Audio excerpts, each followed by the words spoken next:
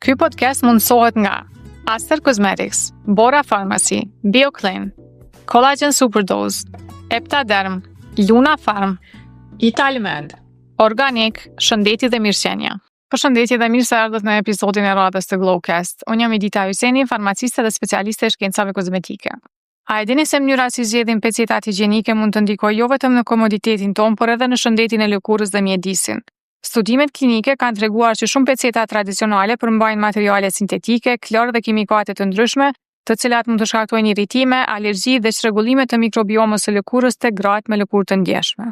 Kjo është arsyeja pse pecetat higjienike organik janë një zgjedhje shumë e mirë. Ato janë bërë nga 100% pambuk organik, i rritur pa pesticide dhe kimikate, duke siguruar një kontakt të sigurt dhe të butë me lëkurën.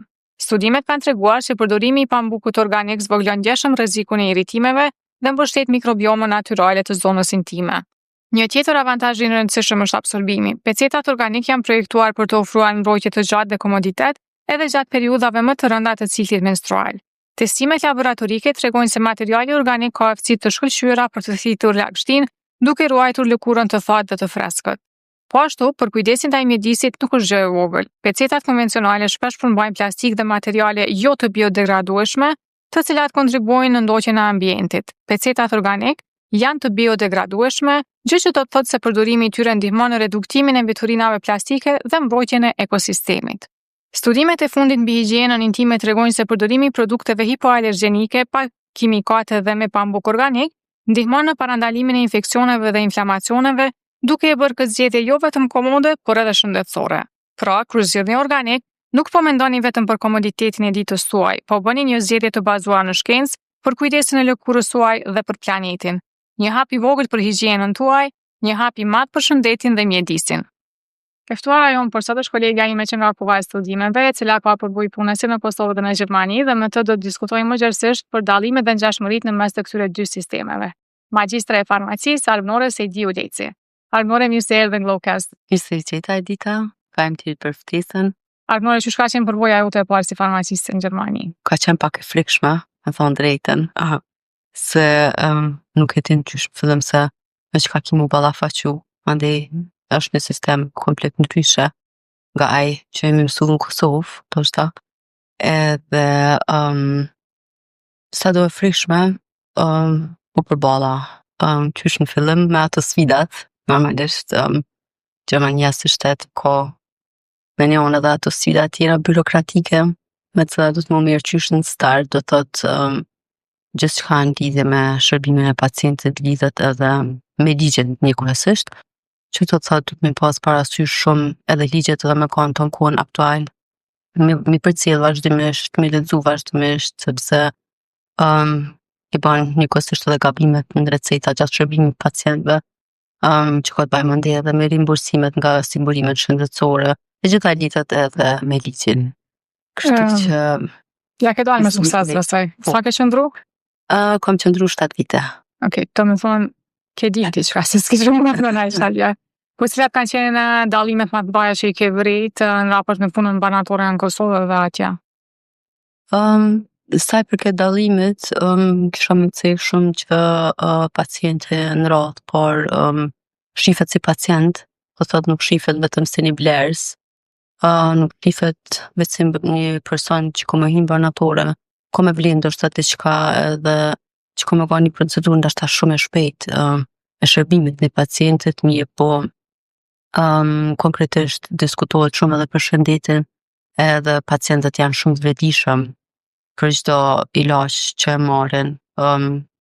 Janë edhe jashtëzakonisht informuar, sepse faktikisht edhe gjysa e informacioneve për cilët s'pari dhe nga mjeku, do thotë ai kur vjen banator vetë se i ka thuajse gjitha informacionet, farmacisti jep që edhe pjesën farmaceutike shtesë, do thotë efektet anësore, ndërveprimet, ndonjë kontraindikacion. E ka tani këtë pjesën e farmacistit, do thotë kur pacienti del nga banatura është informuar thuajse 100% përpara në cilën e përdor. Mirë po, edhe në qoftë se ka ndonjë paqartësi ose çka do të qoftë, është ai kontakti vazhdimisht. do të thotë mundet me si imbanatore, mundet me konsultu me mjekun, njëkohësisht edhe Do më të shpjegimet janë baza e punës mbaratora. shpjegimi. Qysh është një ditë puna e një farmaciste në Gjermani? Qysh strukturohet dita? Cilat janë obligimet prej mëngjesit e deri në momentin që kryen ndrime? Kjo ka shumë detaje edhe në çfarë banatore punojnë. Sepse në Gjermani ka dhe lloje të ndryshme banatore, do të thotë ka banatore të mëdha, ka të mesme, ka të vogla. Madje janë edhe këtu në qendra tregtare dhe varet se në cilën banatore punon, që është edhe e strukturuar me dita. Po kryesisht fillon hapja, do thotë në mëngjes fillon hapja gjithmonë nga farmacisti. Farmacisti ha. Gjithmonë nga farmacisti, edhe mbyllja bëhet gjithashtu nga farmacisti. Mandej është stafi i caktuar secili i ka detyrat e veta. Është PKA quhet në gjermanisht, është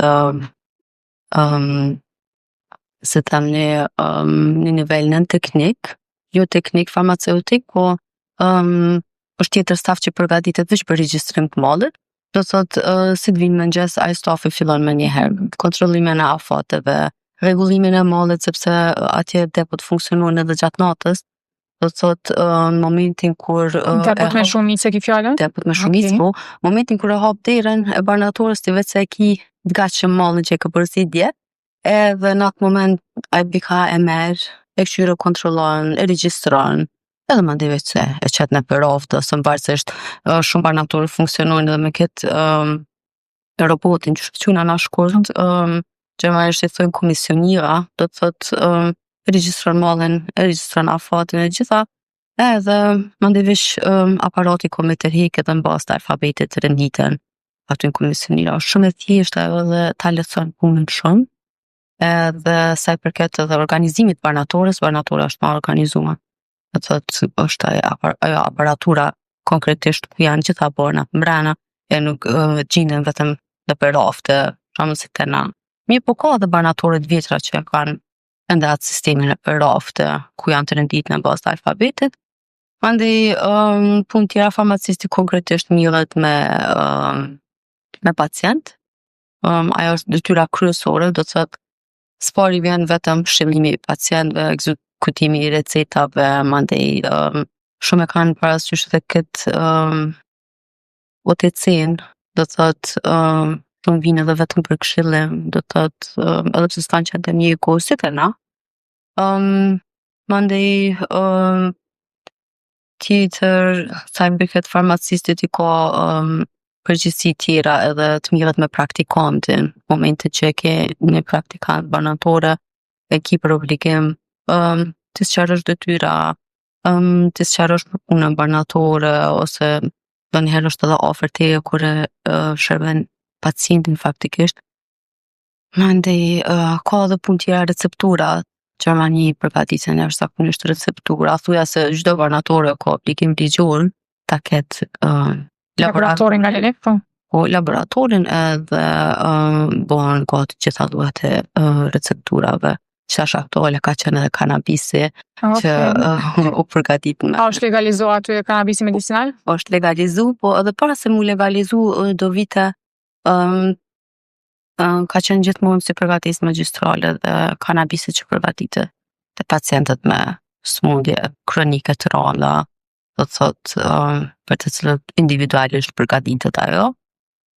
Pastaj kuadër detyrave tjera ka kontrollin e recetave që do të më bëjë gjatë këtij ditës, do të thotë ndrimi para ditës do të më kontrollu gjitha recetat, kanë një banatore deri te gjysa e ditës, në fakt. Mandej ndrimi tjetër ka për obligim pjesën tjetër të recetave, do të thotë gjatë krejt ditës duhet patjetër recetat të kontrollu në mënyrë që kontrollon çfarë kuptimi?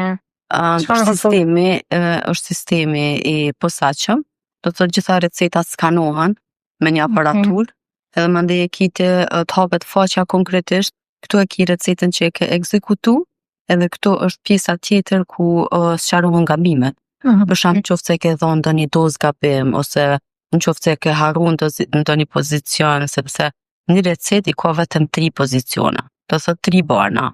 Edhe aty tani sistemi thot për shembull është zgjedh sigurimi shëndetësor ju i duhur, sepse secili pacient e zgjedh cilë sigurim shëndetësor tonë më konë. Edhe për çdo gabim të lajmëron sistemi. Mandej qoftë se ka ndodhur sa i përket mjekimit diçka, do të patjetër të informohet pacienti më njëherë. I keni kontaktet e pacientave çdo banatora? Po, do thot secili pacient ka të drejtën me zgjedh banatoren ku do mi marrë shërbimet e veta, edhe vjen faktikisht edhe do në mu regjistru në sistem si klient, ti merr gjitha dhonat e pacientit të përfshi dhonat personale, mandej ruhet i gjithë medikacioni. Do të thot historikun, qoftë se ka qenë pacient në një banatore, e ma shembull prej vitit 2010, do të thot gjithë evidenca e tij, historiku i tij medikacionit është ruaj deri në momentin kur është i pranishëm aty si klient, dhe ajo të lehtëson punën shumë, se i ki edhe dhonat e ordinancës dhe të mjekut konkretisht se nga cili mjek trajtohet, edhe komunikimi farmacist, mjek edhe pacient do të thot është shumë aktiv. Brenda ditës, brenda minuta, ti e ki qasin me njëherë të doktori, ose e ki qasin me njëherë të pacienti, kështu që është shumë aktive kë komunikimi gjatë ditës. Çka bën tekniku i farmacisë? Tekniku i farmacisë konkretisht është përgjegjës për recepturat konkretisht, se ata gjatë 4 vjeçarës që kanë, do thot shkollën e mesme, përgatisin shumë përgatisa magjistrale, do thot. Do me thonë kontakt direkt me pacientin nuk kanë? E ka të drejtën, do thot vetëm mjeku, farmacisti dhe tekniku e kanë të drejtën me shërby klientin, asnjë staf tjetër, do thot edhe këta që i regjistrojnë mallin ose dikush tjetër nuk ka të drejtë me shërby klientin, edhe detyra tjera tekniku ka shumë, mandej janë edhe këto përgatisin shumë çajra, bojnë një sistem QMP, ata e quajnë menaxhimin e cilësisë konkretisht, ku e ka për detyrë një teknik i farmacisë me përcjell temperaturën e frigoriferave, me përcjell ndoshta aparaturat apo funksionojnë qysh duhet, me përcjell gjitha datat e substancave kimike që janë në laborator, sepse ato janë edhe me data të caktuara, do thot momentin kur i s'ka dhënë data duhesh me porosit tjetrën, ta me him në laboratore.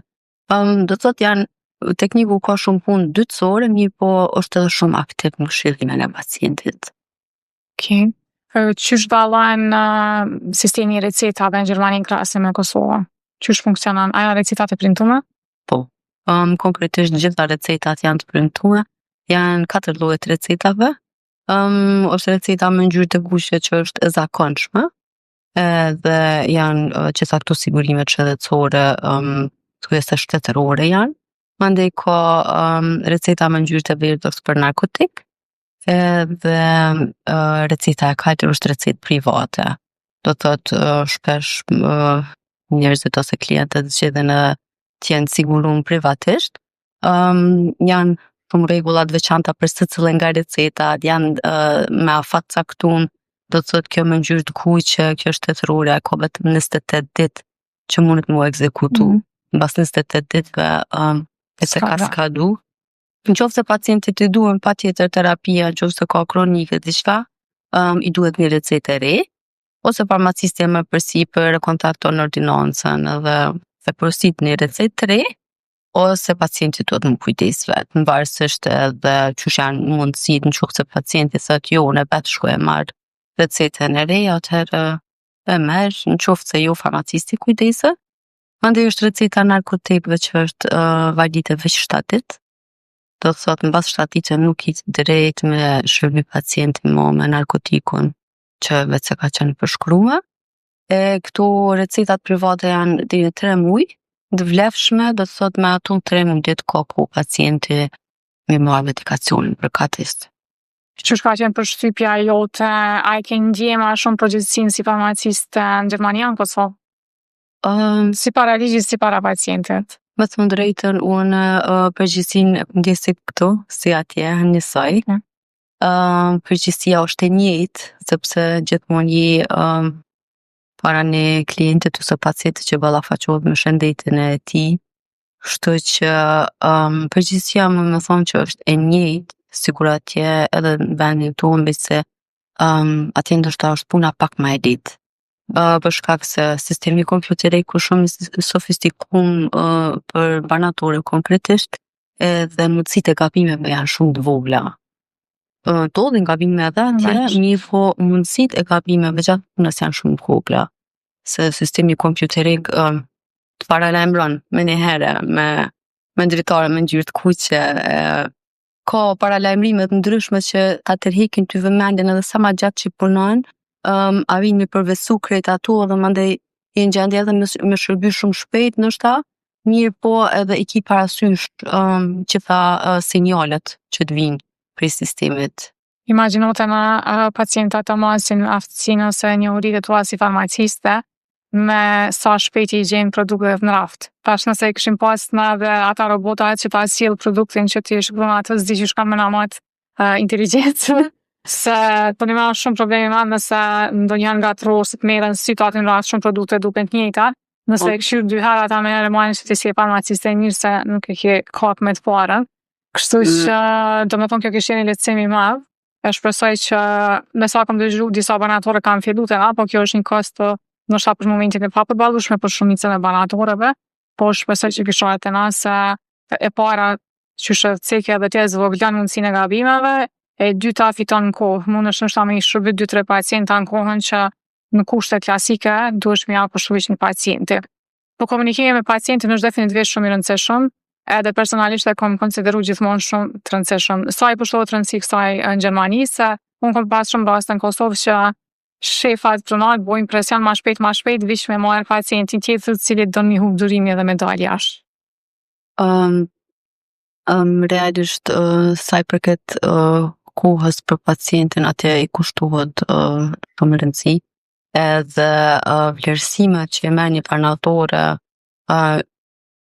do të thot konkretisht për këshillimet të cilat i bën edhe për kohën që i kushton pacientit, që to e ngritin gjithmonë shumë analt banatore në lidhje me shërbimet e tij, se pacientët e vlerësojnë jashtëzakonisht shumë kohën që e ndan për ta, kohën për këshillim konkretisht.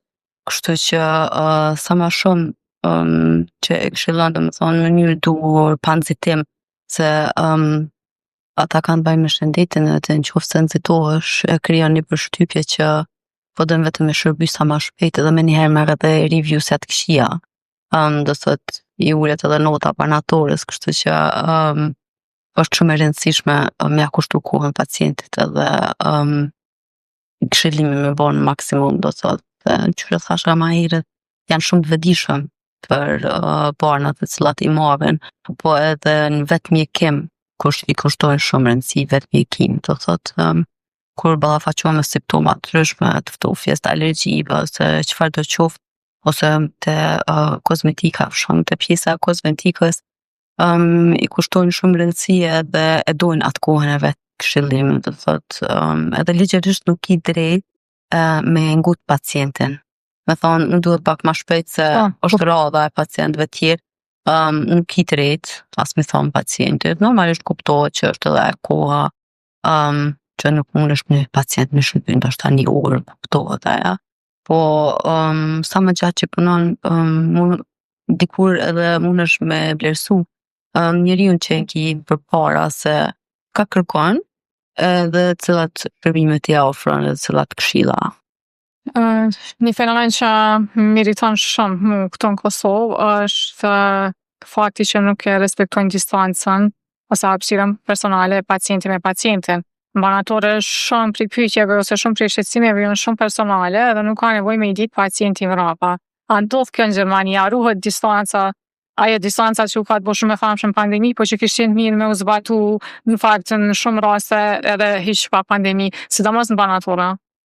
Unë gjithmonë them që pavarësisht që ka zgjat pandemia, ka shumë njerëz që edhe nuk kanë mësuar shumë prej saj, sepse edhe në Gjermani nuk respektohet.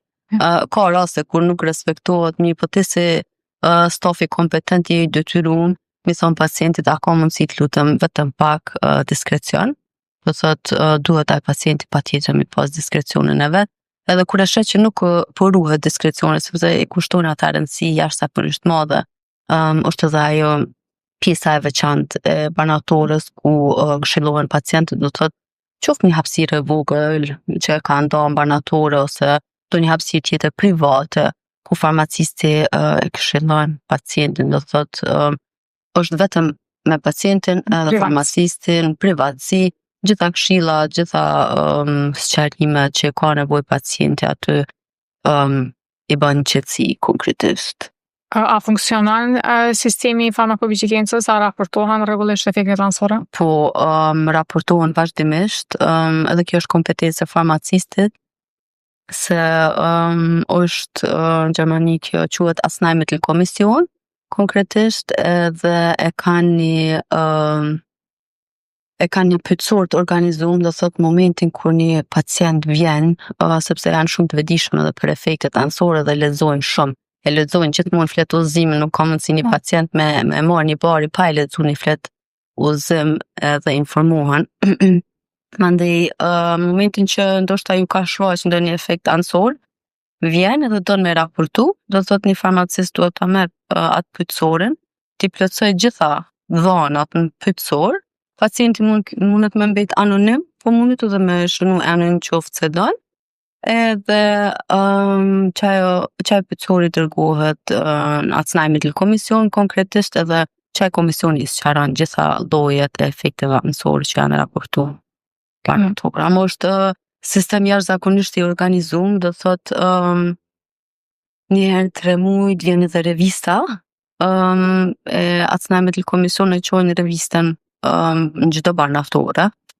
Çdo banatore të Gjermanisë vjen revista, edhe duhesh mi lexu gjitha raportimet që ka ndodhur, se ndonjëherë ndodhen ndonjë substancë aktive që të liqet nga tregu për shkak të raportimeve të mëdha të efekteve anësore. Do thotë duhet mu tërheq edhe momentin që e lexon, se e ki obligim ligjor edhe me lexu, duhet me verifiku a e ki me numër serik, a e ki qatë substancë aktive me qatë numër serik në banatore, e momentin që e ki duhesh me tërheq me një herë. Do të thotë edhe ose kthehet te firma ose duhet me prit derisa të raportoj se u duhet mu dërgu, një poshtë një sistem jashtëzakonisht i rregulluar. A ke pas përshtypjen që farmacisti ka ma shumë autonomi në këshillim të pacientit edhe ma shumë respekt se sa që ka të na, se dihet botërisht që të na farmacistin e shohim vetëm si shitës? Jo, atje autoriteti më thonë që është, s'po thonë ndoshta 100%, ma i masët e na, mirë po farmacisti ka autoritet. Do të thotë, momentin që ti e ki provimin shtetëror të kryem të shkruajmë te begji farmacist i licencum, do të thotë me emër, mbi emër, atëherë pacientit beson plotësisht. Se gjithmonë në Gjermani sa i përket këshillimeve nuk i drejt edhe mi thonë këshillimet në bazë të internetit që i ke nxjerr ndoshta ose një informacion që i ke lexuar dikun, do të thotë gjithmonë informacioni duhet mu bazu në literaturë shkencore. Edhe që kjo është njëra prej vetive pozitive të sistemit konkretisht, sepse gjithë flet udhëzimet janë sistem. Do thotë nëse e zgjedhë një antihipertensiv, unë më me shkarku me një herë flet udhëzimin edhe i di pikat që i don pacienti me ditë, për shembull efektet anësore ose kontraindikacionet ose çka do qoftë, mënyrën e ruajtjes pas hapjes, gjitha informacionet i merr në flet udhëzim. Do të flet udhëzimi që është i pasuar në literaturë shkencore. Qysh trajnohen ose qysh përgatiten farmacistat për me punu në banatore? Çfarë shkollimi ose trajnime kalojnë? Realisht i kanë studimet që zgjatin 5 vjet, njësoj sikur të na, mirë po në momentin që e përfundon provimin e fundit, e ka obligative një vit praktik. Për atë vitin e parë të praktikës edhe paguhet, mirë po mundet me zgjedh ato komplet vitin me vonë banatore, mundet me zgjedh 6 muaj banatore, 6 muaj në ndonjë firmë farmaceutike, qoftë Bayer ose Berlin Chemi ose kudo qoftë, do thotë farmacisti zgjedh vet se ku do me bë atë vit stazh. Edhe momentin që vendos në banatore, do thotë shtypet një praktikor, që është ekstra i shkarkun prej udhës farmaceutike, edhe aty janë gjitha llojet e detyrave edhe parimet që do të më mësu farmacistin vitin e parë gjithçka në lidhje me banatorën. Do të thotë është e përcaktuar se çka duhet ai më mësu në vitin e parë, edhe në momentin që në farmacist merr obligim ta ketë një praktikant banatore, ai duhet të mirë duhet çdo ditë me mësu me atë praktikantin, qoftë 1 orë, qoftë 2 orë, mbarësisht edhe sa janë mundësitë brenda një ndërrimit, edhe në fund gjithë kjo dokumentohet. Do të thotë në fund të atij vitit i nënshtrohet provimi i licencës, ku në atë provim përfshihet pjesa praktike banatore, gjysma e provimit dhe pjesa e ligjeve. Pjesa e ligjeve mësohet gjithmonë veç, mirë po e mëson farmacistët dhe gjatë punës në banatore, se qysh e thash në fillim, gjithçka në recetë lidhet edhe me ligjin. Kështu që sa më shumë receta që të ekzekuton vitin e parë praktikës, aq më shumë i përvetson edhe ligjet. Kështu që në fund mjafton ndoshta edhe pakti përkushtohet atij librit ligjeve edhe e nënshtrosh më provimit licencës. E përmendëm herë që këshillimi i pacientëve është fokusi kryesor i farmacistëve banator atje, po qysh është puna e saj për këtë shitjes të produkteve? A kanë targete ose a mujnë najherë me marrë qërtime për shkak të qarkullimit? Me thonë sot keni shit pak, sot keni shit shumë, qysh ndodh në shumicën e rasteve të na? Jo, targete nuk ka, realisht. Bonuse, gjana tilla stimuluse? Bonuse ka. Në çka bazohet bonuse? Bonuset bazohen ma tepër në orët test. Okay. Do thotë qoftë në Jo në shitje. Jo në shitje. Në shitje ndoshta edhe ka, me thonë realisht, po në banatorë ku kom punu unë nuk ka pas bonuse në shitje, ma shumë ka pas bonuse edhe te këto ndrimet e natës, për shembull kur më bëhen, sepse si farmacist i licencum Gjermani obligohesh edhe ndrimin e natës me marr. A ke mbajt kujdestari? Po e ku maj 2 herë, me qenë se edhe vajzat i kam të vogla, pak stafi edhe më ka rujt nga ajo pjesa e ndrimeve të natës, faktikisht më ka liru. Mirë po aty, mandej munëm bonuset mu përfitu edhe ditëve të festave, qoftë për Krishtlindje ose për vitin e ri, në këto forma. Mandej ka edhe forma të ndryshme, qysh një punëdhënës don me stimulu ose me mbajt një punëtor, do thotë mund t'ja hiq shpenzimet e udhëtimit ose diçka tjetër çfarë do që ka nevojë, ose ka shumë punëdhënës edhe që investojnë shumë në specializimet e farmacistëve, do të thotë i mundson një farmacistit të vazhdojnë të një specializim edhe i ambulon gjitha shpenzimet. Konkretisht kjo ka të bëjë edhe shumë të kush punon, do të thotë në çfarë banatore punon. Okay. A jeni e sigurt në çato raste që ke marrë kujdestari gjatë natës? Qysh është shumë e sigurt? Shumë e sigurt, po. Pse? Sepse banatorja sepse është shteti në përgjithësi i sigurt, a keni ndonjë sigurim special për banatorën? Jo që ka ndonjë sigurim special, mirë po shërbehet vetëm përmes një dritares të vogël. Okay. Do thotë ti je banatori është komplet e mbyllur në gjitha dy, edhe e ki dhomën edhe ku mundesh me e bo gjumin, qoftë se nuk ka, sepse është obligative me pas dhomën e gjumit. Dhe në momentin kur një pacient ose klient ka nevojë diçka, s'paret ti në telefon, edhe mandej ti përgatitesh me gjitha barnat, ose shkon e merr recetën te dritarja, e ekzekuton recetën, mandej e shërben përmes dritares edhe jo, pe friksuar që më li asnjëherë me thonë të drejtën. Qysh kanë ndryshuar kushtet e punës farmacistit në Kosovë me Gjermani? A janë atje, a konsiderohen pagat e farmacistëve si mesatare apo mbi mesatare, apo janë t'ulta në krahasë me popullatën e Gjermanisë? Po flas me Kosovës, se pe dim që arrim tingëllon si më e madhe, po edhe pse taksat mendoja, a janë ndër profesionistët e mirë paguam farmacistët në Gjermani? Po. Ja. Realisht janë. Mirë po, duhet me pas parasysh edhe unë mendoj se në çdo profesion edhe farmacistat ngriten me përvojën e tyre.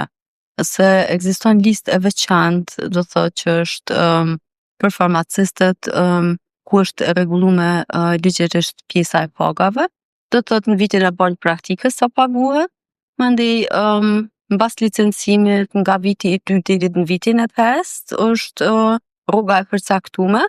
Mandej mundet edhe me negociu me punëtonin se mbarësisht edhe ndoshta ka ndonjë specializim ose diçka tjetër, ajo gjithmonë është edhe një pikë që ndoshta të ngritë sadofakte paga, edhe është pagesa mandej nga viti i 5 deri në viti i 10, është e rregulluar ligjërisht, qysh thash mbas asaj tabelas, e është tani edhe pagesa me qenë për menaxhust, që e menaxhojnë banaturën, do thotë ne farmacist prej shegjes për një banaturë të caktuar, mandej edhe ajo ta dhon paga. A është i rregulluar orari i banatorëve? Po. Sa punojnë në një banaturë në ditë zakonshme kur nuk ka kujdestari? Kjo është edhe në bazë të republikave, do thotë oda farmaceutike rregullojnë ligjin për kujdestari, që do të thotë në Berlin konkretisht ka qenë orari nga ora 8 deri në orën 18. Mirë, po çdo banatore që don me punu jashtë atij orari, do të më marrë një leje të veçantë nga Ministria e Shëndetësisë, lakezo quhet atje. Do të thotë të vënë një kërkesë me shkrim, edhe tani varet se aprovohet ajo kërkesa a jo, edhe në bazë të asaj mundet me punu ndoshta edhe 24 orë, po jo pa lejen e ministrisë. A punon çdo ditë mandej apo punon në mënyrë periodike në bazë që caktohet me rënd banatorë? Qysh caktohet, secilla banatore ka ato të vetën, natyrisht që ka ndrimet para ditës, ndrimet mas ditës, mirë po ka edhe ndrime 19 orësh kujdestari, nuk ka ra shumë e majt, se mos në vitin 2021 dhe 22, në donatorën e parë që kanë qenë ku pa shpesh kujdestari 19 orë, do të thotë e kemi hapë mëngjes në ora 9, edhe thuje se e kena mbyllë në mbrëmje 8 të gjysmë, në varësisht edhe sa kemi arrit me kry gjitha punë. Ka kujdestari shumë edhe atje, edhe punohet ndonjëherë edhe jashtë orarit, mirë po duhet të jetë e rregulluar edhe në kontratë punës, do të thotë qofse nuk është e rregulluar në kontratë punës, ti i obliguar veç aq orë sa të shkruan ty në kontratë, nuk i drejt asnjë orë ma tepër. Nuk ka drejt as punëdhënësi me të ngarku me asnjë orë ma tepër, qofse s'është e rregulluar në kontratë. Do me thonë Berlini, tona i qytet, me thonë ata banorë, po mundet me funksionu të mbyll banatorët në ora 6 dhe në Prishtinë me 200.000 banorë, gjithë banatore, po duhet pa tjetër me punu deri 11 natës. Kjo është një element që më vjen shumë keq për krejt kolegë që punojnë banatore, edhe shumë shpresoj që kjo çështje ka më rregullu shumë shpejt. A janë të obligative trajnimet e vazhdueshme profesionale në Gjermani të farmacistëve? Edhe çfarë forme shpjegon këto trajnime? Realisht obligative nuk janë. Nuk janë. A duhesh më licencu çdo 5 vite? Jo, në Gjermani licencohesh një herë, edhe ajo licenca vlen mandej për të njëjtën, Kjo është njëjtë si me marrë certifikatën e lindjes çdo 5 vjet, që realisht thosh plaq. Edhe unë mendoj që nuk është edhe shumë e arsyeshme kjo, sepse momenti kur ti e licencu një herë, licenca merret veç nëse ke bëna e fargabimi fatal, që shkelje licenca në shkelje. Ato raste tërhiqet licenca, përndryshe në momentin kur licencohesh në Gjermani e ki për të njëjtën atë licencë, nuk mundet kërkush me ta marr, mirë po kjo shkelja etike, aty duhet me pas shumë kujdes.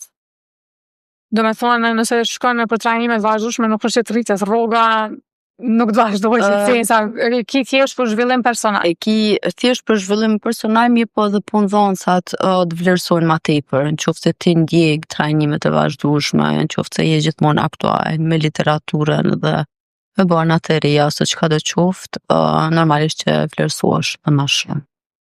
Cila ka qenë pjesa më e vështirë për ty kur ke shkuar në fillim me u përshtatë në punë atje?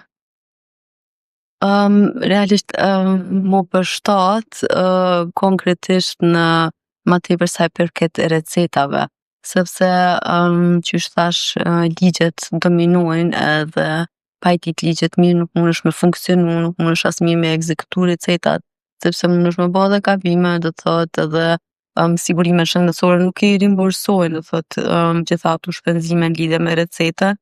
fillimisht derisa jem kyç pa çfarë lloje sigurimeve shëndetësore ka, sepse ka primare, ka sekondare. Mandej janë edhe disa tjera anësore, e secila e ka ato rregullat e veta, që kjo ka qenë pak ma e vështirë ndoshta muj me thonë, sepse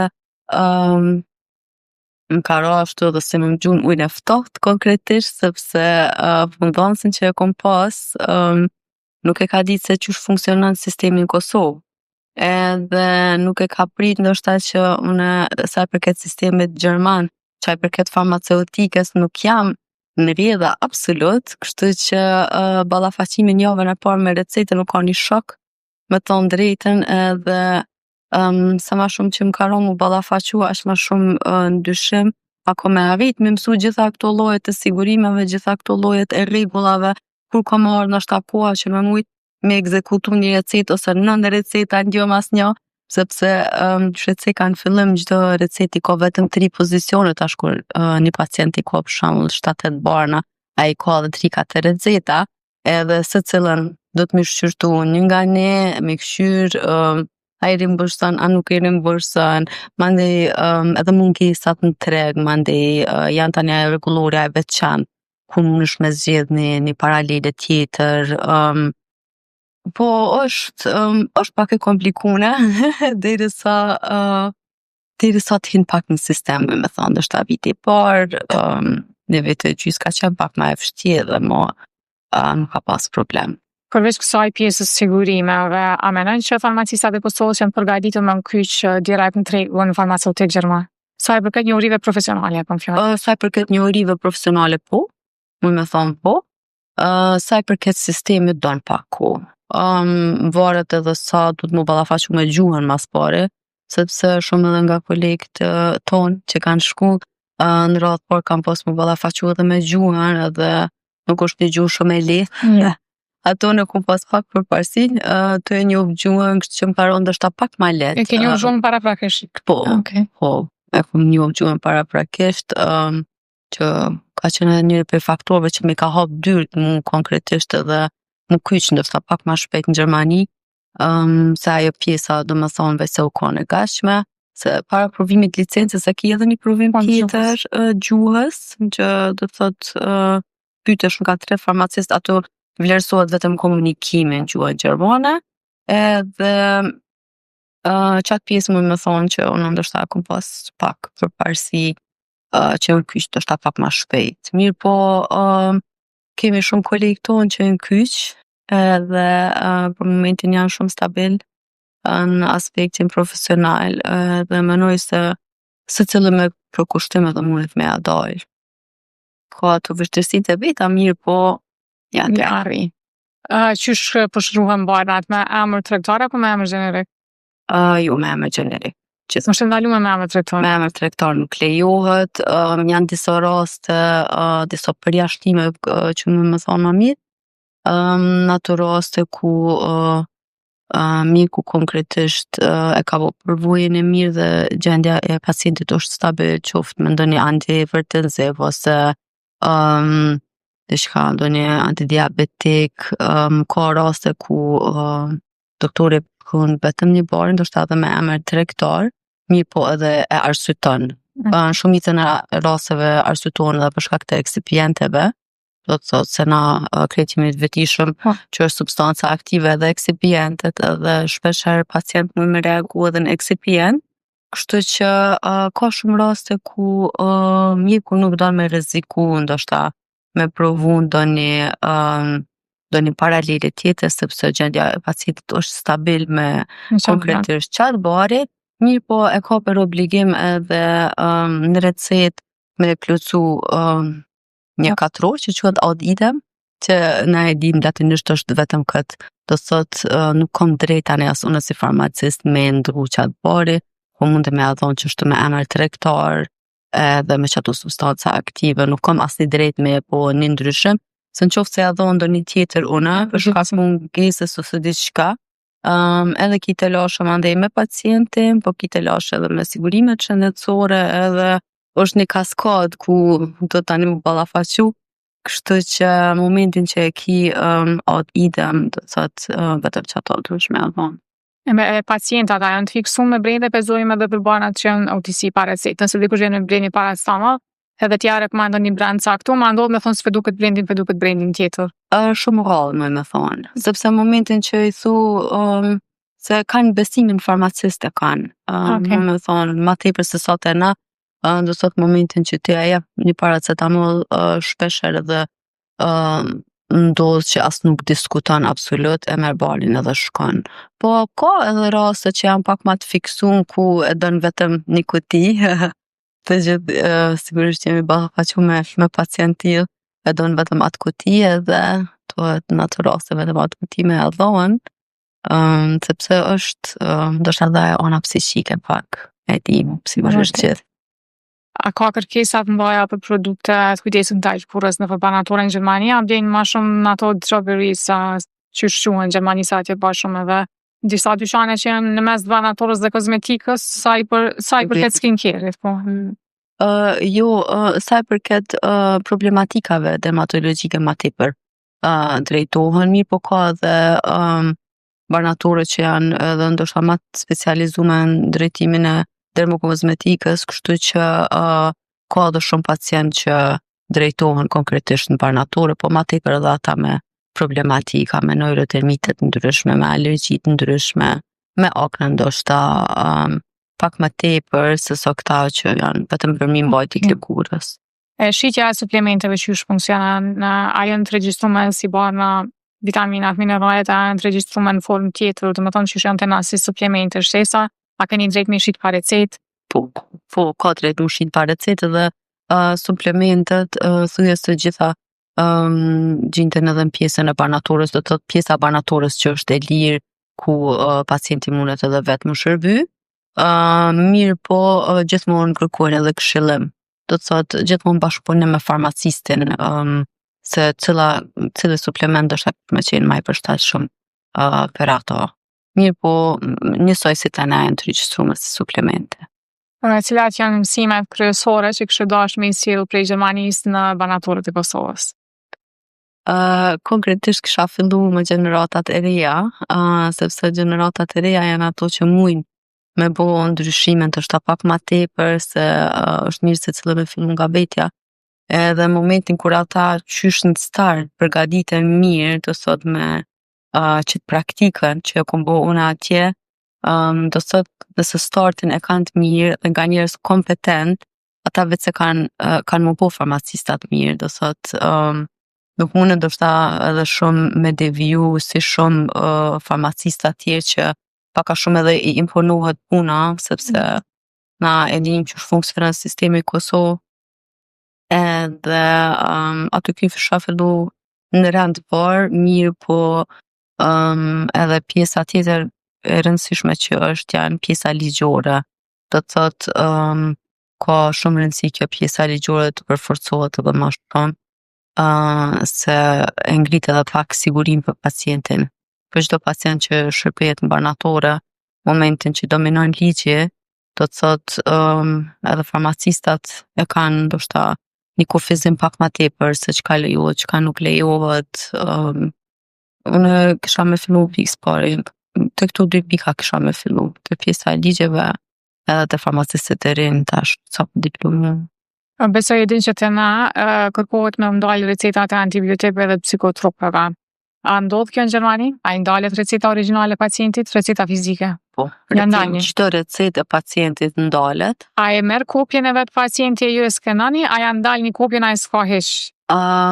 Tash realisht këto psikotropët bëjnë pjesë në këto recetat shtetërore, do të thotë në gjitha llojet e recetave mund më përshkru psikotropët, nuk lejohet asnjëherë dhënje pa recetë, edhe realisht psikotropët kur janë recetë private, pacienti e merr sepse ai ka më dërgu Për siguri. qatë recetë në sigurim shëndetësor, mirë po te sigurimet shëndetësore që janë shtetërore, receta për psikotropë ndalet në banatore, edhe në qoftë se ai e kërkon ndonjë kopje, farmacisti mundet me avu, po nuk është që i kryjmë ndonjë punë diçka.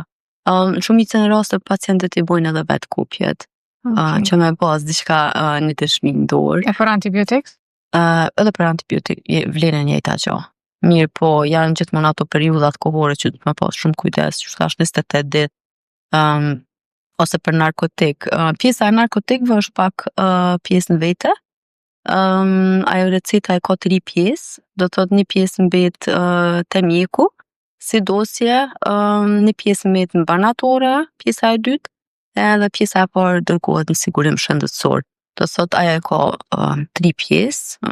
Aty pacienti nëse se don mundet një kopje me marr, po nuk është obligative. Mirë po është pak recetë më e veçantë dhe duhet i kujdes shumë më e veçantë, sepse ndodhin edhe raste kur nëpër ordinanca ato receta ndoshta edhe i marrin pacientët çfarë të qoftë mënyre edhe e bojnë ndoshta përshkrimin vet të narkotikëve, që më ka ndodhur edhe mu një rast në banatore, do thotë i kanë marrë banatorët në ordinancë edhe i kanë plotsu vet. Mirë po, momentin që më ka bo mu me dyshu është te sasia, sepse është rregullore e veçantë, lista e veçantë nga Ministria e Shëndetësisë për secilin narkotik, sa sasi ka drejt mjeku me ja përshkru brenda 30 ditëve. Do të thotë, ai ja kish përshkru vetit shumë mirë, po te sasia ka gabu, do të thotë e ka bo nga 2 kuti, nga 3 kuti, edhe momentin kur e pash në 2 kuti, 3 kuti, thash pak si tepër, edhe thash realisht thash nuk i kom për momentin, thash po i porositi për nesër. Të analizu recetën, e mora dhe listën të kontrollu të ministrisë, edhe po shoh që i ka te kalu gjitha kufit e përshkrimit, edhe në u desht vetë se me i këfërmu policin. Me polici ka shukja? O, gjithmonë me polici, sepse është falsifikim në dokumentit, plus ka të baj me narkotik. Edhe nuk janë të ralla këto raste në Gjermani ndodhen. Kështu që po desh mu ballafaqu me policit nesër, do thot momentin kur kanë ardhur me marr barin, se unë e premtova që do t'i porosis, kur erdhen me marr, do thot në atë moment edhe policia erdhen edhe vetë se vazhdo procedurat. Kanë vazhdu procedurat e veta, po, amo ndodhin edhe këto raste, kështu që duhet shumë një kujdes i veçantë te narkotik konkretisht. Mona, më falenderoj shumë që ke gjetë kohë sot për me bisedu ma shumë për këtë temë. Unë të uroj shumë sukses në rrugtimin tonë tash prap në Kosovë, edhe në çfarë do dëshire që ti e ki për talmen tonë. Faleminderit shumë, dita ishte kënaqësi. Faleminderit gjithë juve që ishit me ne edhe në këtë episod të radhës të Glowcast. Episodin e plot mund ta ndiqni çdo të njëjtën në orën 20 në kanalin Glowcast KS në YouTube. Deri në episodin e radhës, shëndet për ju të familjet tuaja.